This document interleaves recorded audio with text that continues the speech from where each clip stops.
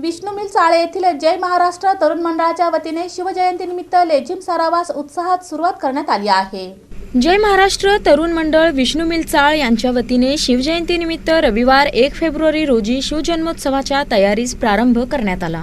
मंडळाचे आधारस्तंभ दिलीप कोल्हे यांच्या मार्गदर्शनाखाली पारंपरिक लेझिम सराव उत्साहपूर्ण वातावरणात सुरू करण्यात आला। पारंपरिक वाद्यांच्या निनादाने संपूर्ण परिसरात शिवभक्तीचे वातावरण निर्माण झाले होते।